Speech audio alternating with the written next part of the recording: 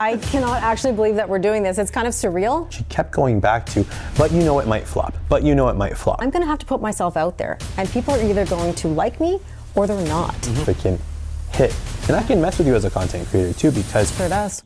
Welcome to Watch Me Build Social. My name is Lorraine, and I'm here with my friend Neil. Welcome, Neil. Thank you so much. Oh my gosh, Neil. Feels like a long time. It has. I cannot actually believe that we're doing this. It's kind of surreal. Surreal to be with Neil.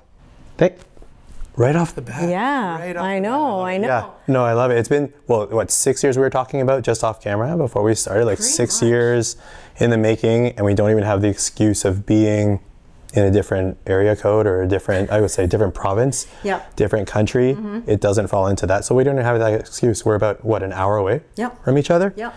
Finally happening. I know. And our first time didn't go through. No, and what's funny is that this isn't our first interview.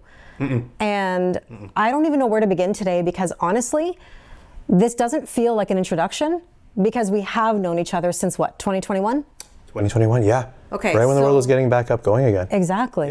Yeah. And Neil, I don't know if I totally remember. Do you? Do you remember how we came across each other on TikTok? I believe it was Teacher Talk, no? Or it was either Teacher Talk or I'm just going with you showed up organically on my For You page, Yeah. on my For You page, right? Which I think is the most organic you can kind of get because we ended up connecting and ended up having this friendship over 5 or 6 years. But yeah, it's kind of, it feels like a culmination meeting today. Like it just sort of everything comes full circle and comes together. But it is crazy. It doesn't feel like besides the formalities of it's nice to meet you. Yeah. It doesn't really feel like we haven't, like it doesn't feel like I don't know you. No, Yeah. I totally agree with you. So we did an interview, I don't know, a couple years ago for my other channel, Lorraine 111.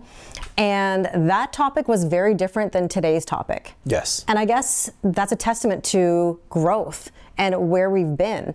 I mean, we're both former educators, which is sort of like the whole irony of this, that Teacher Talk, you were making videos. Tell me about those videos. Well, that's actually how I went down the TikTok rabbit hole, the slippery slope that is joining TikTok, which a bunch of us did in 2020, right? And I think that we were talking about it earlier that I think people were in part starving for some kind of connection, especially as educators.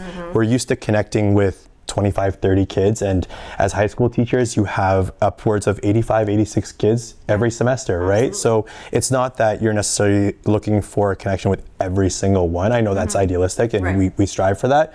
But more so, I think just having that deprivation of contact and knowing that you get, yes, a lot of energy every single day in the classroom, but it was different teaching to 90 profile pictures on Google Classroom, right? When it wasn't mandated to put on your camera. I remember those days. I can't even imagine going back there. Yeah, you do feel lonely. I don't think I could ever go back, even when virtual school was an option. It was never really on the table. It was something that at the time when I still had that passion for teaching, it was very much wanting to be in class, wanting to create that genuine connection with kids, wanting to build that. That's what we all craved. So when I first joined, I found a community of teachers, and because I made my profile public, it was also very much on the table that my content, I had to be wary of the type of content I was putting out, the types of sounds I was using, the things that I was, my opinions that I was either keeping to myself or putting out there, right? I totally went through the same thing because when I joined TikTok, I was doing something in spirituality, and that doesn't always align with everybody. Sure. And that includes Watch Me Build Social. Sure. Right? Not everybody's going to be into astrology and, energy readings. So therefore, I had to think about my students, my colleagues, things I was saying, and it was just a different time in my life, like a different level of communication. And I think actually when we first connected, if I'm not mistaken, we started seeing each other's content, but then you would come and join my community. You would come join my lives. Yes. And, take part, and then you'd kind of see what I was building. And it's essentially like me being a teacher, but in an online classroom that wasn't school. It was like the school of life. Yes. Right? And I've watched your growth from that account. I watched from when you were at 50K, celebrating 50K, upwards to over 100K. So I've seen you with that consistency. I've seen you jump and build the community, which I feel like was one of your goals with entering that spiritual community and going that route in the internet world, you want to build that community. And I've seen you do that from, like I said, 50,000 to now over 100,000 to your thriving YouTube channel, right? So, I mean, we're talking high six figures right now of followers and community you've built, and your lives are always popping. Always, every single time. And I remember even I told you yesterday that I saw you live. I was on my way out for groceries, so I didn't pop in because I always get sucked in and I just wouldn't have made it out. I appreciate that. So I saw you at the top live, and I do pop in when I can. But you're very engaging with the community that you've built, which is really, really nice to see. It's genuine, it's authentic, you can really see that you've created this focus and goals of how to connect through your content, right? Using your voice and things like that. We all have our own roots, which I know we're going to get into, but I'm the root coach, right? And that's something I'm trying to build with Watch Me Build Social. You know, it's building that community and that connection. And something that I'm planning moving forward is to start going live on Watch Me Build Social and build conversation about the root causes as to what could be getting in the way of social media growth. Sure, and I'm very interested to know a little bit. I know that the channel is well aware of what the channel is about and right now, and your inspiration behind it. You've even communicated to me with that. What have you noticed though have been big sort of challenges with this? Because I've seen you grow from six figures. I mean, and now I'm watching you switch and completely start from scratch again, and now I get to be in some way observant part of this journey, right? And watching and trying to support your content. Now we're here doing this finally, right?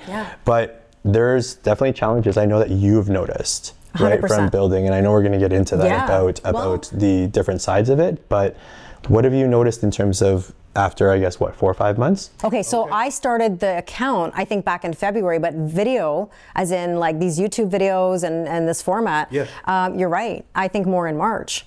And it's kind of interesting because when I think back to when we met or what you've seen me do, you've seen me at different stages of my life even, not even just my social media.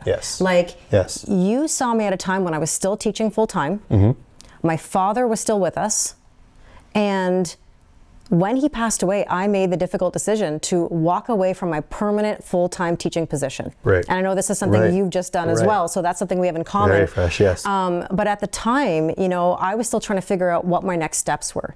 And I had a lot of fear around what that was going to look like. It meant I was leaving behind, 18 years of being a permanent teacher, a great salary, pension, benefits, pressure from people around me. You know, my mom, a career teacher for her whole life, was saying to me, Kelly, are you sure you want to do this? And, projecting her fears onto me, because naturally she's my mother. She's going to look out for me. She loves me. She means well. But I also have to live my own life and I have to make my own decisions. And I think that's something we all can identify with. And so I made the decision in 2022 to say, watch me, right? Watch me. Because, if I don't take this opportunity now, when am I going to do it? I had already segued myself by starting Kelly Lorraine 111. And so that led me to successfully having a wonderful community. But here's what happened. I felt like I hit a ceiling.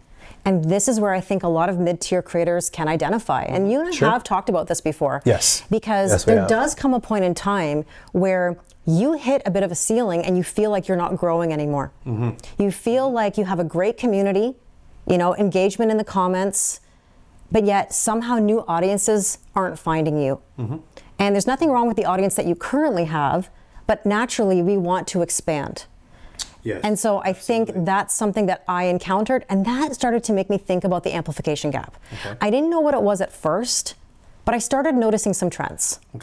My growth stalled. I think I noticed it at about 105,000 followers on TikTok. Right. And no matter what I did, no matter what I tried, when we did the interviews, that was me thinking of new ways that I could gain more audience, more attention in the sense of, and I don't mean attention as like, ooh, like watch me just for the validation. I meant like, I want to reach new audiences. Right? I want to do new things. I want to continue to grow, because in social media, you can't just stay the same. There's a part of us that has to continue, and our audience actually kind of likes us to stay the same. Do you notice that? Like they might want to see you do your dance videos all the time, or they might want to see a certain way you do things. but you can only do that for so long. I think if the goal is continually evolving, and we spoke about sort of what our goals are with our social media platforms, depending on your outcomes, I think that that's absolutely true. Whether or not your goal is to entertain, or whether or not it is to approach it from a business standpoint and grow your business, or whether it's to just be a creative outlet, whatever your goal is, whatever your end game or your objective is with social media, yes, I think that an audience continually evolving is essential, right? And when you said that, even too, once you said that you hit the ceiling, it reminded me of my first niche, if you will, right? Being teacher talk, right? And being a high school teacher. I very much approached this creative outlet from a teacher humorist perspective, right? And that seemed to catch on with a lot of people because it wasn't openly roasting students. It wasn't taking it from a bit of a jaded perspective. It wasn't going after it from a really negative sort of trying to degrade and humiliate the student-teacher relationship, that kind of thing, or the rapport that you try to build in that environment. Where I noticed it started to hit a plateau was the algorithm started to focus teacher talk more on the content. They were pushing content about more what you were doing in your own classroom, classroom decorations, engaging ideas that you were doing, and straying away a little bit from the humor side. And that's where I noticed my plateau happening, right? So funny that we both kind of experienced a similar thing. Yes. Right? Just in a different way. Different way, I would say different, and it just for, numbers purposes, the following was much different. Mine was around, I want to say, 62,000 in and around there. I started to notice it. And then once people were not necessarily taking to my content all that much, because the original content, using your voice, showing off your environment, that's what was really being pushed. I had to figure out whether or not I wanted to try and switch up niches, knowing that I was also hitting a point where I was maybe getting out of teaching. So do I still want to make these jokes? Are they coming from a different place now? Now that personally I'm feeling not as engaged in the classroom, right? And that's the progression of a content creator. Because here's what I've noticed. I was growing and everybody's on a different timeline, on a different journey. So some people are going to naturally gravitate to where I'm at or to a place where I already was, but it's all dependent on how much somebody wants to make a move. So they might connect with you at this point, at that point. They may not be ready yet. Like I've had a lot of people come to me and say, you know what, Kelly, I've watched you for 4 years. Now I'm ready to talk to you. Or they may have seen me yesterday and be like, I need to talk to her. And so you never know with content creation where somebody's at. Yes. Until you interact with them. Absolutely. Right? Absolutely. And it's out of our control as well. It is. Which is when we talked about different audiences and our content reaching different audiences, is it reaching the audience that, is going to follow you on this journey? Is it also to a matter of hitting the follow sign versus the like versus commenting and engaging with it? And I think that's one of the hardest parts about, it stems through your spiritual side of releasing control. Trusting the process, not to sound cliche or not in any way to poke fun at it, but I live my life by that too, right? Trust the process, right? Is release control to the universe and that kind of thing. That's one of the key elements where I think as content creators, we like to think that we have some kind of say in who hits that follow button, but even if it does reach the millennial audience, even if my content now geared towards the 2000s hip hop and the millennials and the 90s kids, that is still by and large objectively a broad range. It is. There are just a wealth of personalities, 100%. Right, in that generation. That's the part that's out of my control with who follows, and that's sometimes again where when I switch niches, I noticed a lull period where I wasn't getting the views and the effort of the content didn't line up. The views didn't line up with the effort and the audience it was being directed towards, and my following. I was noticing and not that views are everything, but you notice a significant hit. And that can mess with you as a content creator too, because you tend to think you've built this audience, not that you have expectations of them to interact with it, but when you see such a drop off, I can see how people can be inclined to just start new. Because this, maybe when they see their views, at points I was thinking to myself, I would get these views with 12 followers. I would get these views with 100 followers, right? It doesn't line up. But that also gets into our discussion of the decision to switch versus the decision to start new? Before we get into that, I'm going to name something that you just said that I think is in current news right now.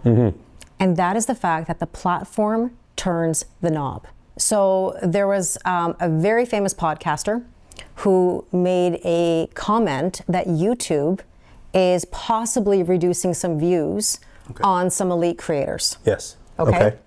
And so what does that tell you? That tells you that the platforms control where the views go. So that means when you said about TikTok, for example, that you noticed that there was a shift, that the content was going more to classroom things versus the humor, that could very well have been the platform saying, we're going to focus on this versus that, because that had its run. That maybe had in their mind a saturation point. And so therefore it shifts to the next thing. What that means is you can put all the effort out there. You can try to be as consistent as you want to be, but that doesn't necessarily mean that you will have the success, right? Yes. Yeah. The message that we are fed is if you're consistent and you post, something will happen for you. Right. Right? They don't tell you what that, or allude to what that something is, how big or small. And I guess it depends on your goals again too, right? If your goal is to just be entertaining, get a few views and maybe go viral once or twice, like all the more power to you, right? But what is your goal and how do you tailor your path to achieve those goals that way too? Knowing, again, back to the control thing, that the only thing that is controlled is the people who control the algorithm. Right? And so you saying that, I remember you brought up a few examples of big content creators who are noticing a reduction in views, right? And part of it, I absolutely agree, is making way and making room for the mid-tier, mid-shelf, ones who are on the brink of breaking through. And that could also, I believe everything is sort of planned already that way. That might be my conspiracy theory kind of coming on, but in that, I believe that when that bubble's happening, there's also, has to be some kind of correlation between a bunch of mid-tier creators, and there's no way of really proving this, but who are in that stage of, do I give up or do I keep going? And the ones that decide to keep going, it's not guaranteed, but the probability just becomes higher, right? Like every video that we put out there is a lottery ticket. It is. Is it gonna pop off and get views, or is it gonna flop? But it's being able to sit in the discomfort, because social media is not an automatic. No. It's one of those things where it kind of reminds me of what you just said in relation to the American dream, or we could say the Canadian dream, depending on where you live, that you're going to move somewhere, you're going to work hard, and you're going to be successful. But we know that that's not necessarily the case. There are people who work long hour days and never become successful. They grind, they post, they make the content, but they don't make it. And so I think that it takes a real thick skin, especially on social media, to keep going. You know, building a new channel like Watch Me Build Social, I've had moments where I've sat there with only a few likes, maybe a comment here or there, and I have to remind myself that this is a long game. Like, this is not something that's going to happen overnight. And I think social media sells us this idea that just grab your phone, be raw, be a content creator. But being raw doesn't mean being lazy. And I say that very kindly, like in the sense that I think sometimes we're sold this idea that, like, yeah, just grab your phone and be raw. But like, you still have to think of ideas. You still have to put yourself out there. You've still got to produce quality content, right? And so I do think that we have to be mindful. We have to use discernment with the advice that we're getting, because there's a lot of advice out there.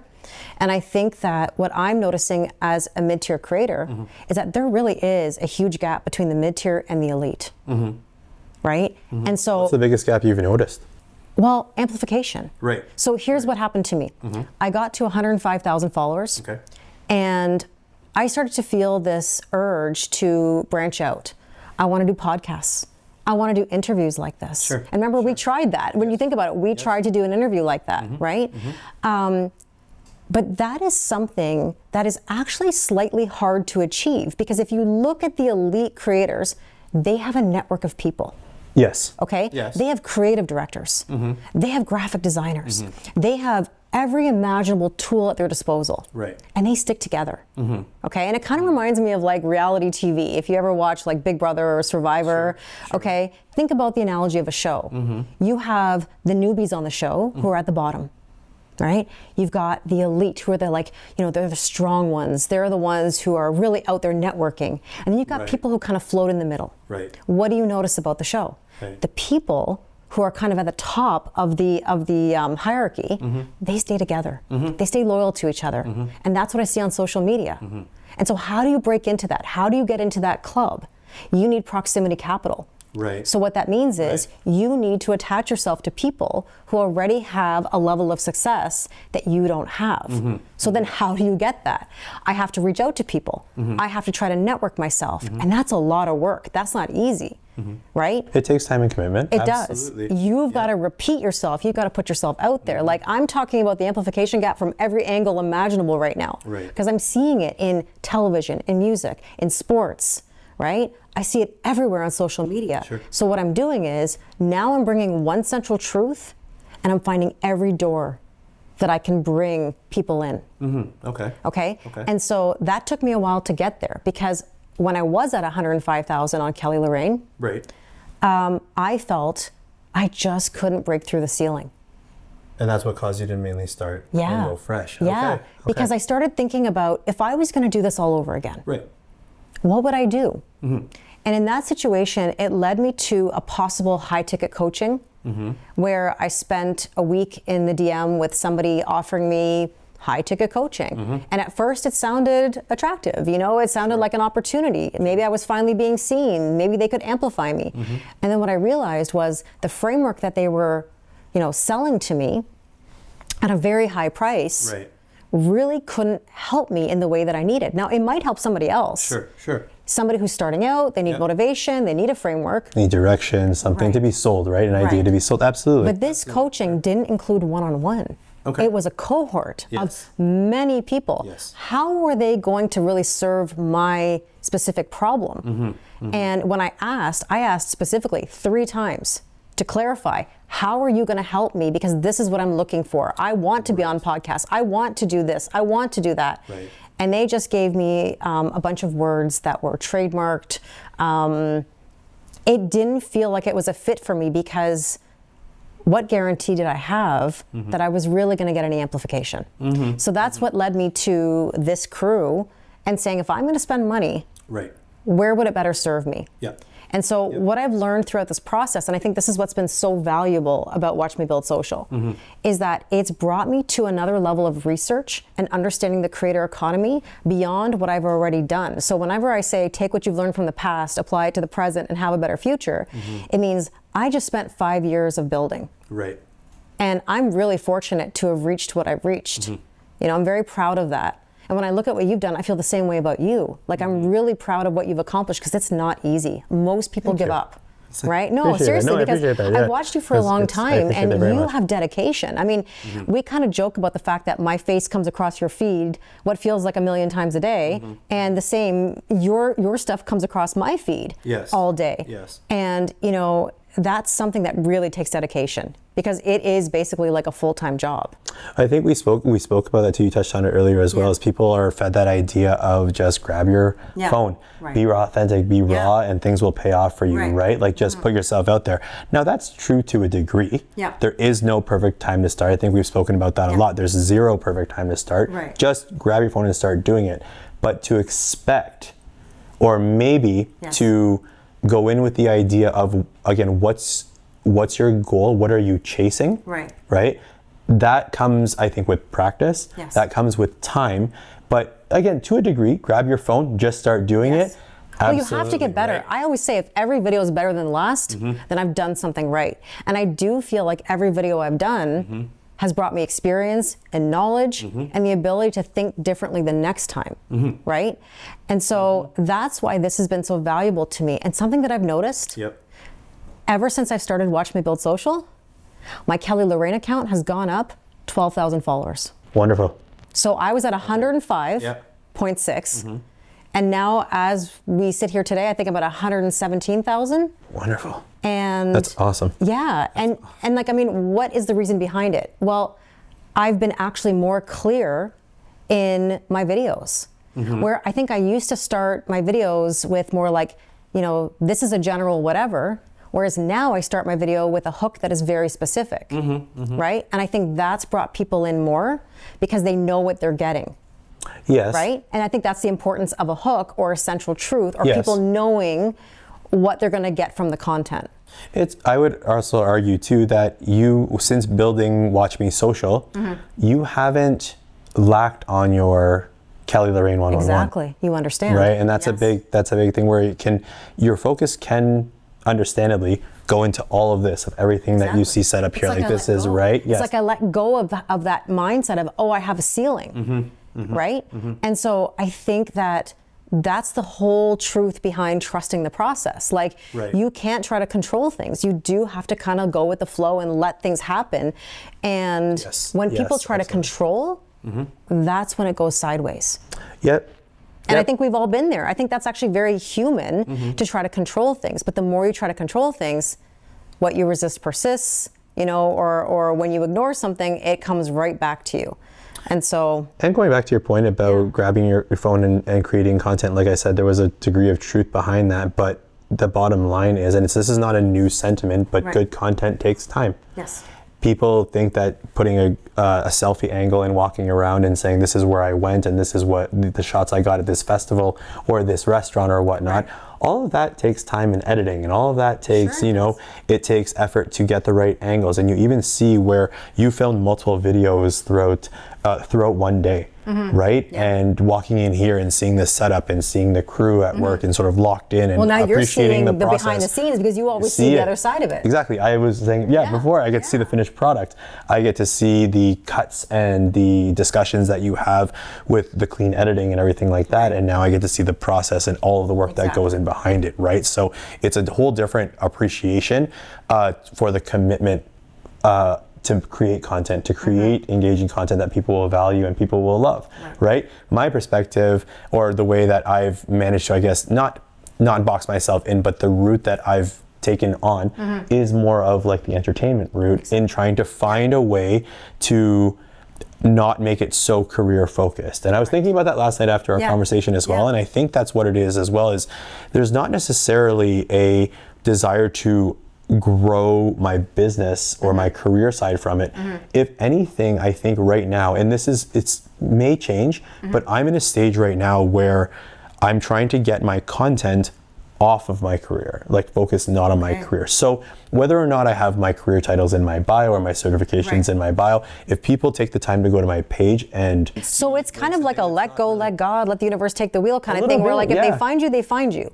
Like, or the right people will find you if you put it out there. Yes, it hasn't deterred me from creating the content, even at times, like with every content creator, I go through it, I think it's only 30 seconds. You've just got to dance and spin with a broom for 30 seconds, right? But you do it but so sometimes eloquently. it's just oh, thank you, I appreciate that. Yes, they're a well-paid actor. It's awesome, right? But it's, but just, you know, through little creativity, through identifying with 2000s music, it's, in a way, a friend of mine pointed it out to me. He said, you kind of created like a little character for yourself, like whether or not it's because of the hoodie or the glasses or the chain or the golden spatula or like whatever it is. I'm kind of envious of your golden spatula. Like, I was kind of hoping today that we would be talking with golden spatulas. I put that, you know what, if I don't have two, Neil? I can't throw off symmetry. In Dollarama, it was the universe speaking. I went, my other spatula broke, decided to take a leave, and I came across this golden one. It was like the universe was speaking to me. It was the only one left at Dollarama. Thank you.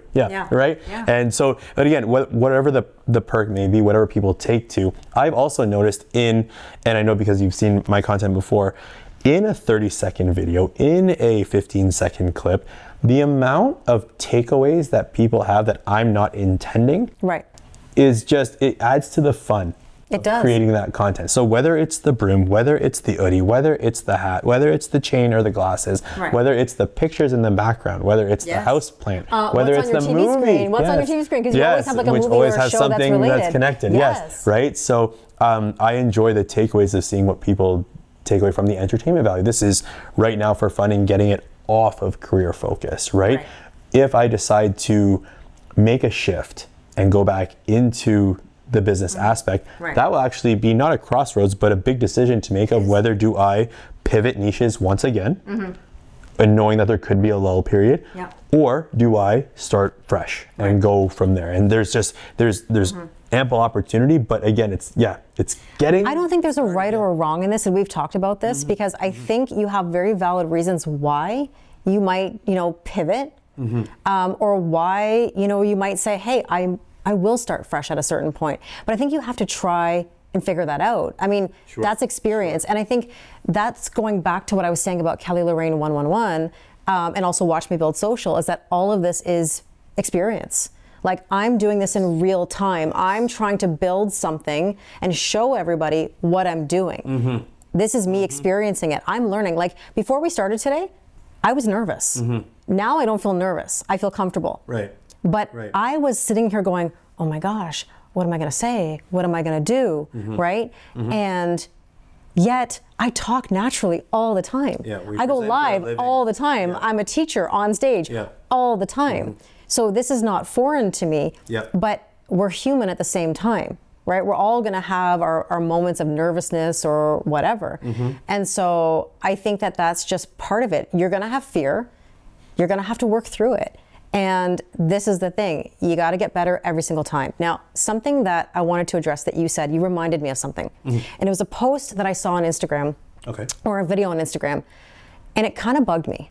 And I'm curious your thoughts on it. Yeah, hit me with it. Okay, and everybody at home, let me know, because I do have some interesting thoughts. Okay, because you're pretty always in positive spirits. So something bothered you? Yeah, you know me well. Right. Like if something really kind of irritated me, there's a reason. Okay, yeah. And maybe this is the teacher in me, and since you're a teacher, I wonder if you feel the same way. So for the longest time, I've heard use AI, as in we're encouraged in a way to use AI, okay? Yeah.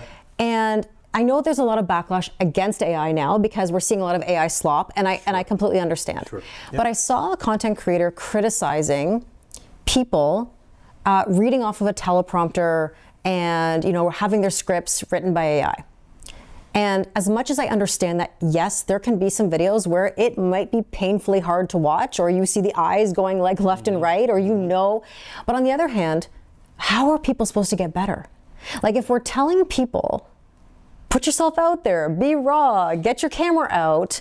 How can we tell people in one breath, do it, take the risk, and then kind of slap them on the hand the moment that they do it? And it's not perfect. And it's not perfect, and who's perfect? You can tell it's AI generated, but it's the whole putting yourself out there. Absolutely. And I think that we have to remember that nobody starts as an elite creator. And this was an elite creator making this commentary. And I kind of understand what they're saying, but I think they've really forgotten what it's like to be a beginner, because to me that wasn't very humble.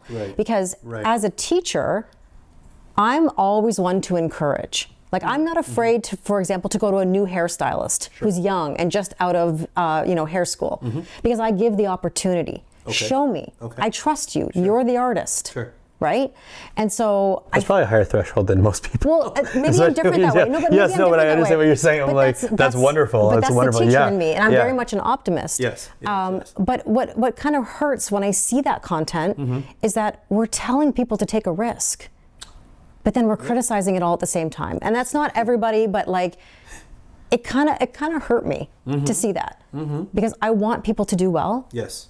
And they're trying to work through the root of whatever it is that's been holding them back. So why wouldn't we encourage people? Why wouldn't we uplift them and say, you know what, that's a great start. Hey, listen, I saw your eyes go left and right. However, maybe try this or try that, or maybe the next time you'll be more comfortable.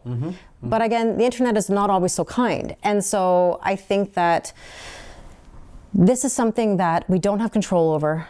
But what are your thoughts? How do you feel about it? I mean, okay, so you reminded me of a friend of mine who is a content creator, and she is launching her own digital product. And she is a new parent, and she is an educator herself as well. And I think it's twofold. So there's layers perspective to that, right? Number one, we have to get through our hump of the fact that when we start putting ourselves out there in a way that people don't recognize, that people that know us, whether it's a different side or not, we have to be prepared, and we're not always prepared at the beginning for them not to appreciate that side of us, that whole the validation from strangers, I think is complete BS. I don't buy into that philosophy at all. But it's just that we were speaking about this yesterday. It's not that it's validation from strangers is the reason I create my content. It's because they're the only ones that interact with it. Right. Right? My friends and family don't interact with my content all that much, right? I'm not asking or expecting it, but they don't, right? They watch my stories, and it's not a unique The people who are closest to us somehow don't consume our content. Or they consume it, they just will never really outwardly support it. Right? But you see them watching, right? Or if somebody is out of touch, has lost touch, but you see them watching. It's not from a perspective of a petty or jaded perspective or an unappreciated perspective, right? But you do see when people start putting themselves out there in a different way, of a way that they don't know you, or they've developed this lens about you, that can be also a huge block in you wanting to put yourself out there. And I said that about my friend who's launching her product. When she was telling me about it, she kept referring and she kept going back to, but it might flop. But it might flop. I don't know what's going to happen, but it might flop. Because that's a bit of self-preservation to say, to sort of like lay the groundwork of what if it does. 100%. But on the other hand, what if it's amazing, and what if you succeed? What if you fly? I think like the saying is, what if it works, right? But if you're taking the time to tell me about it, knowing that I have already outwardly supported you for it, right? It goes back to the Bruce Lee philosophy of don't speak bad about yourself even in a joking sense, because your brain doesn't always know the difference, right? It doesn't know the difference. So when you make self-deprecating humor, oh, this could flop, oh, it could flop, right? Or it could explode. Or this could be a nice side income for you. There's layers to get to from flop to, hey, guess what? Right? Watch me. Exactly. That line comes from my father. My father used to say to my mother, Lorraine, I'm going to build a house. Lorraine, I'm going to become a horse farmer. Harold, what do you know about doing this? Watch me. Watch me. And it was not out of arrogance. It was, I want to prove this to myself. And I really inherited that from him, because when I wanted to switch, from full-time teaching, like I said earlier, my mother had some concerns, or people had concerns for me and said, are you sure you really want to do this? Sure. And so I had to go against the grain. Perspective. And I know people mean well, but I had to go against the grain. And it's very hard to do that, because you start to doubt yourself, or you start to think, are they right? Am I making the wrong decision? And the reality is that we can't live under everybody else's thumb forever. Nobody owns us. It's our mind, our body, our soul. And yes, we have a responsibility to our family, and I respect that, but I also have to make decisions for myself. And I told my mom, I said, those are your fears, not mine. And I told her that many times, and until it stuck. And I'm really proud to say, she is one of my biggest supporters right now. Amazing. She wrote a text message, and I just have to share this and give a shout out to my mom. Hi, Mom. She wrote a text message that really applauded this entire crew. She said, I watched Watch Me Film Social, and everybody was amazing, and you get along, and I can tell you have a great connection. And she's right, we do. And she said she could feel that and she could see that. Now, if you would have heard our conversations years ago, she would have been really afraid of it. Whereas now, she told me, actually recently, she's like, I didn't understand what social media was at the time. Now I actually understand why you said you wanted to do this. And now she says, your father would really be proud of you to know that he inspired you. Right? And so this is now all hindsight, but I had to show her, I had to show myself that I had to get over the fear. Because I was afraid. Sending that resignation letter, like you just did this, oh my gosh, sending that resignation letter was huge. That was so from a nerves perspective, oh my gosh, from a scary, I was so really? scared, Neil. It was the most liberating click I could have made. But you have to think of that. My mother was a teacher for over 40 years. Absolutely. Sure. And that was her dream in a way for me. Not that I did it because she wanted that, because that actually was never a conversation. I never felt her pressuring me to be a teacher. I think that's something I did myself, or I put on myself. And I love teaching. Like, I don't regret teaching at all, because I still teach. I'm still a teacher. Absolutely. And so I think that this whole journey is about gaining experience, learning from it, and being better every single time. How are we going to get better if we don't make the leap? Absolutely. Or you just don't start somewhere, right? Like you don't make the decision to start, right? It's putting it off, or just wondering what if it doesn't go well, because that's we're self-critic, and it's like, but what if it does work out? What if your idea is what people need? What if it does reach the right audience, right? What if people can connect with you? Or what if, like so many people, and I'm really proud to say this because I have such an amazing community. They tell me, Kelly, you live rent-free in my brain. You saying trust the process. Are you in the old or are you in the new? You've heard these things a million times. Yeah. You know, I repeat them in my videos, and sometimes people will say, Kelly, that really saved me. And yet in my mind, you know what I was thinking? Oh my gosh, how many times can I say this? Like, I feel like I'm being way too repetitive. And they all tell me, no, you don't know what that did for me, because hearing it over, that's marketing. Marketing 101 is repetition, right? And so people think that they're being obnoxious to repeat something, when in reality, that's what it takes to hear it over and over and over again, to maybe start believing, to start thinking, hey, I can do this too. If she can do it, I can do it. If he can do it, you know, it's something that spreads. Yes. And I think that's the beautiful part of social media.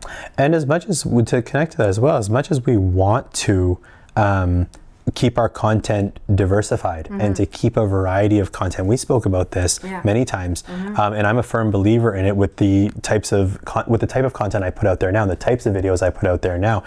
I have gone down a bit of a rabbit hole in danza kuduro remixes. Yes, we did talk about this, EDM remixes and Afro soul and AI generated remixes and this and that. And there's one particular sound that has caught a little bit of wind for me and has given me views and has increased my following, and it's doing well for me. And it went back to a point of what we were saying of, I like to diversify my music taste. And for people who follow me on the day-to-day, they would see perhaps a lot of repetition, or also want to see that diversified content as well, different songs, different genres and things like that. But I'm a firm believer in the philosophy of, if a sound, even in a mid-tier creator level, if a sound works for you, you need to rinse that sound until it doesn't work anymore, right? And we spoke about numbers. Like, there is a video right now that has just surpassed about 500,000 views. And the way that keeps me humble and motivated to not worry about being repetitive is, how many active daily users are there? How many millions of active or hundreds of millions of users? So 500,000 people have seen it. That's wonderful. Over 100 million haven't. You know, what's so fascinating? Not to interrupt you, but like, this goes back to interest media. Social media, right? That was about who followed you. Now, it's not about the follower count necessarily, it's about what people are interested in. And because of this shift from social media to interest media, it's a rock and a hard place, in that Instagram has said they're pushing content more to non-followers than your actual followers. Yes, they want to see how strangers interact with your content. So first, that proves your point. 500,000 people have seen your video, but how many people haven't? And so that's why the repetition is so important. And so even with Watch Me Build Social, I'm finding every angle that I possibly can of the amplification gap. You may have heard it, somebody else may have heard it, but how many people haven't heard it? And I need to repeat that until I can move on to the next phase. And that's actually what I've done. So I started off with a framework of like definition. And I'm not gonna lie, it's not necessarily pretty kind of content, right? It's content where you have to listen to the rules. It's like teaching.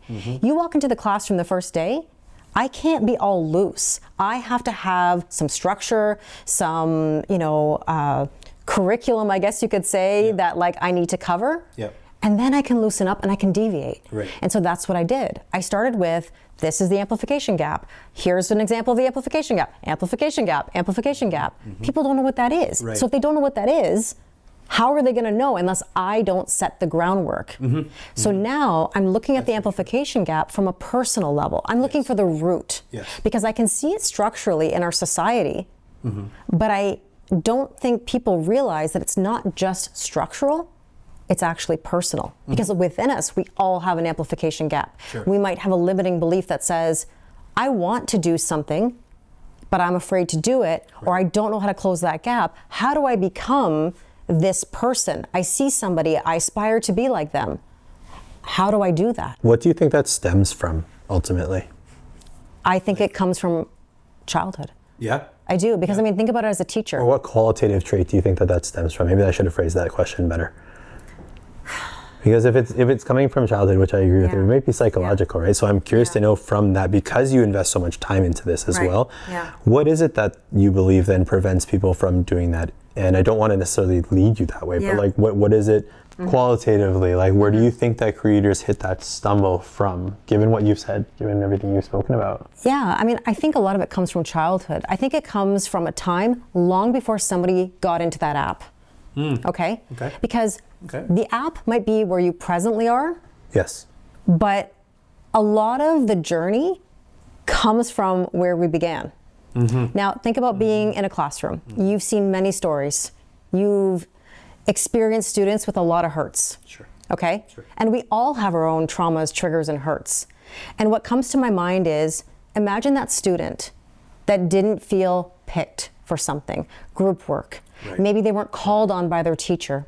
Maybe their parents said, be more like your brother, be more like your sister. Yes. I've seen a lot of positive and negative attention as attention. And sometimes when someone feels misunderstood, and I've seen this numerous times, they live up to that expectation because it's easier than it is to go against the grain. So if they're labeled as a troublemaker, or they're labeled as not being the smartest, it almost becomes a self-fulfilling prophecy.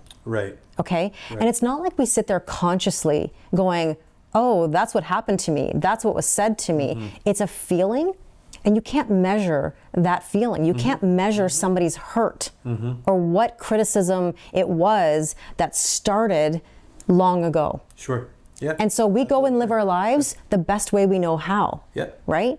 And so then we get into something like social media, and things start to repeat. They're not watching me. They're not commenting. Why are they not supporting me? My family member didn't even comment on my video. How dare they? And then all of a sudden you're thinking about what happened when you were 6 years old. Right? And I know that this sounds maybe a little bit deep, but I see it all the time. Because professional life and personal life, in my opinion, are always connected. So I coach a lot of people. I work with people in corporate jobs, military, government, all walks of life. And when the personal life is not going so great, the next thing that kind of gets hit is the professional life, because that's something we're confident in, typically, right? We're confident in our work. But then when work starts to not function well, then it all comes back to the root. And so when we fix the root, then we have an opportunity to be more successful. And so that's what happened with me. I've been a successful teacher, everything was going well, but my personal life was crumbling. And I was avoiding things. I didn't want to disappoint anybody. I didn't want to hurt anybody. I was overgiving, overdoing, and problem solving, and that wasn't serving me. And then what happened was I decided to put myself out there on social media. Do you think I wanted to see my face? I mean, for anybody that's wondering about seeing my face 8 times a day, do you think I wanted to see my face like that? Do you think I wanted to hear, this is gonna be a, and then like every reading that, or post that I made, right? That's not something I was comfortable with that. And you know, because I know you're thinking of those videos that I used to post and the repetitiveness of those intros, right? And so it's something that I had to come to terms with, that I'm gonna have to put myself out there, and people are either going to like me or they're not. And that's a tough pill to swallow for people, because you open yourself up to criticism, and that criticism can take you back again to when you were 6 years old, whether they like you, whether they don't like you. And the more vulnerable I became, the more I built my community. And then I felt like people were joining me because they understood my pain or my hurt. And that actually was very cathartic. It helped me work through things that I never thought I'd work through. And me, when I coach people, this isn't a one-sided deal. I gain so much information and learning and processing that you can't even imagine. So like when you're a teacher in the classroom, it's the same thing. You learn from your students, right? They learn from you. It's a team feeling. And that's how I feel when I'm doing this. And when I'm looking at the root and I'm giving feedback, I'm giving it from my heart. It's because I genuinely care and love the people that I'm talking to. Because if I don't tell you the truth, who's gonna tell you? And there's a lot of people on social media that will lie to you and take your money. And it was my dad that always believed in being honest. Like when my sister asked, you know, where does meat come from? Why are the pigs on the truck? my dad told her. And she was young. And she became a vegetarian from that. You know, and it wasn't the sole reason, but it helped influence the reason. Absolutely, for sure. And so I guess, long story short, why I'm so passionate about these topics is because I've seen it in the classroom. I've experienced it personally. I would never tell you something that I don't know, right? I wouldn't give you advice that I wouldn't take myself. Right. And people know that about me. Like, authenticity is super important to me. I'm not a liar. I'm not here to tell you something and then go do the opposite. So I kind of go against the grain, to be honest with you, in my content and, you know, my morals in regards to my social media. But I do think the root is something that most people are afraid to look at, because it means you really have to think about it. You've really got to go deep. And I'm not saying we got to go live in the past.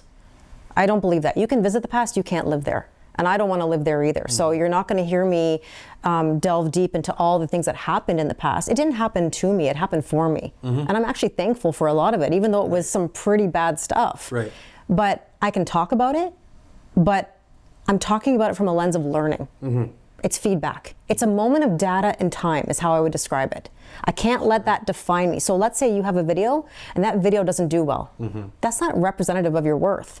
It's a piece of data.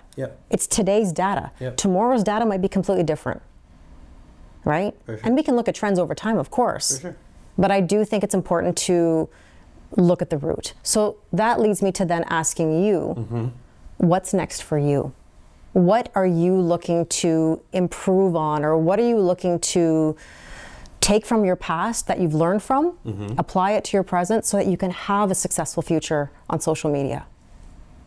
That's a great question, actually. So there's a few different layers to that. There's a few different perspectives and lenses I would take to that. I'm at a point right now with being in between careers and pursuing something from an income perspective, a career perspective. There's so many factors, right? There's so many things to take into consideration of digital presence, and not the idea of selling something digitally, but digital presence has almost become not an essential part, but it's just become such a helpful tool for people to use in establishing and getting yourself out there. These are tools that we didn't have access to 20 or 30 years ago, right? I know it's that time frame even is coming up a little bit short now, where we won't be able to say that anymore. But 20 or 30 years ago, we didn't have this opportunity, right? And so with that, I think that it comes down to something that we've spoken about before is, and even in this episode, of what are your goals with social media? Is it to build your business presence? Is it to make this a sustainable form of income?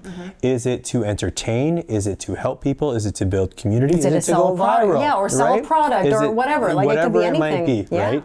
And so I think I'm at the point now where, with my following going from the educational lens through to the quote-unquote millennial lens, the 2000s lens, more of an entertainment perspective, that entertainment lens has never really, that umbrella has never really shifted. It's always, even when I was in the educational talk, it's always been centered around jokes. It's always been centered around lighthearted humor.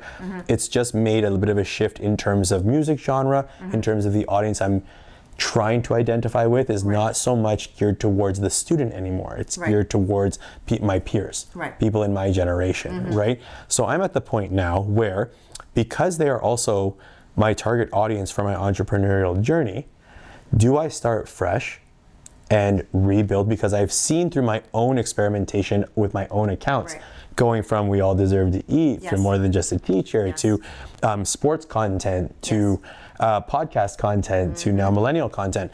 I've seen the lull in between. I've seen the shift and the patience that it takes to switch niches. And I've also seen the successful models that you've built through just starting from scratch. So I think those two roads are where I'm at right now. Those two avenues of deciding, do I keep what I've built so far for entertainment, strictly for entertainment, and go that route? Or do I try and build from scratch and keep this more career focused, the different side of me with spirituality, with life coaching, with wellness, everything like that? What do I do? And I think I'm at that crossroads right now where I'm figuring out what's next, right? I don't think there's a right or a wrong. And I think that you'll know based on experience, because you've been through this before, as you said. And I think it's kind of like for me too. Like, I've had experience with my first channel, I decided to go the route of starting something new versus converting Kelly Lorraine 111 to Watch Me Build Social. But I did that for, again, my own reasons. And I think that we can only know through putting ourselves out there, trusting that process, seeing where it takes us, and growing, because sometimes you have no way of knowing where it's going to take you. And actually, to some extent, we shouldn't know, because I think that's the beauty of a surprise or a gift. We don't necessarily need to know all the information. And if you think of manifestation in general, you don't necessarily need to know the who, what, when, or why, and how. You're not supposed to, I don't think. Yeah, that's controlling, right? But that's what we love to do, is we love to control. Of course we do. And I think that's natural as humans, but the more we try to control something, the more resistance. And so I have been in this for the long game, and I continue to be in the long game because I trust the process. I trust myself. And I think it's not about someone else's journey or how they did it. I can't comment, because you're going to do whatever you're going to do because that's best for you. And that's the beauty of being a human being. For me, I'm going to ride it out, do what I need to do, and see where that goes. I love it. You know, so. And it's proven successful for you so far. You know what, to tell you the truth. Not without its ups and downs, but there's always challenges with that, right? But I've had my moments. Look at what you've built so far. You've had your moments too. Absolutely. And I think that this is now a time when I'm finally seeing some traction. It takes time, and I'm really excited about it. And that's why, again, every video gets better, every interview gets better, and I'm excited for wherever that's going to take me, and I'm excited for where it's going to take you. And I think we could talk for hours. We could have a whole series, Neil, because we definitely have a lot in common. And I'm really thankful that you're here with me today. You have no idea, because you bring a perspective that is fresh to me. Because even though, yes, we can have similar experiences, we both have different opinions, and that's okay. And so I like that. You know, you might do one thing one way, I do one thing another, but yet we still can connect over this experience of social media and being a human being. May I offer one more thought, if that's okay? It connects to exactly what you said about the content of when you look back to how we grow as content creators, right? And it just reminded me of a sentiment that I saw where it said, if you are a content creator and you look back at your content from 5 years ago, the on this days, the memories that are created, the look backs at the content you created, and you look back at the date and you see 4 or 5 years ago and you cringe at that content, that's called growth. Congratulations. Yeah, you are not supposed to look back at your beginning days as a content creator. And I remember had the audacity to look back at these memories sometimes and using these filters and using these effects that I thought were so cool, because I hadn't been on this app for very long, and thinking, how do people not interact with this content? The audacity and the ego that I had at that point with a small following to be like, how come no one's interacting with this?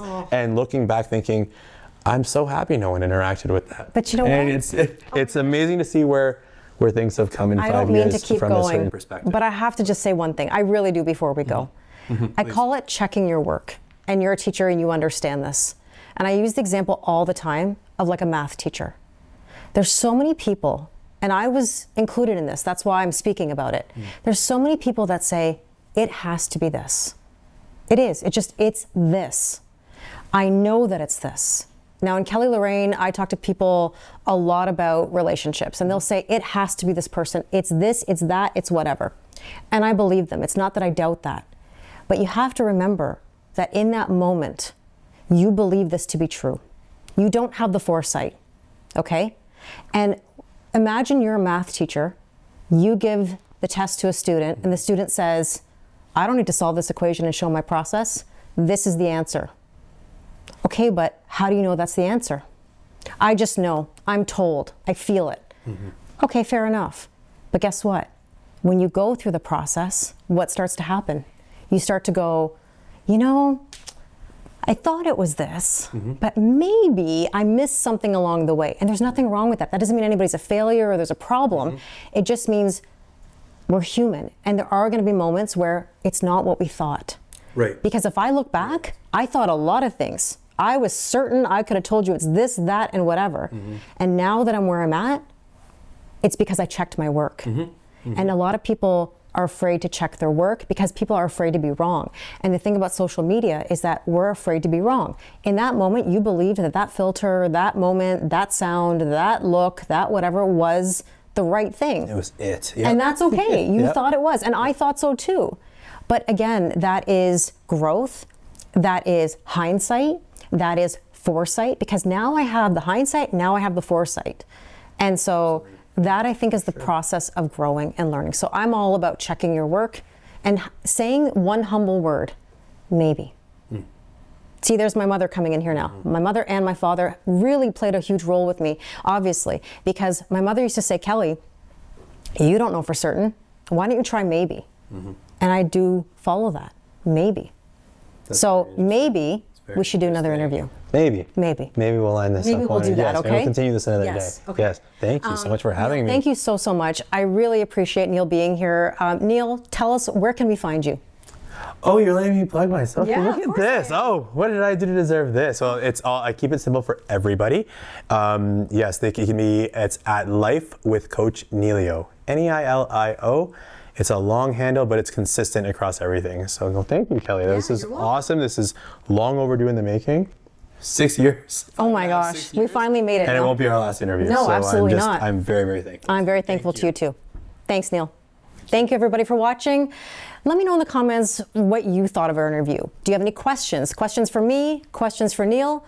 I'm also looking for people to join me in this interview. So if you have an idea for an interview, please let me know in the comments. 5, 6, 7, 8. Watch me.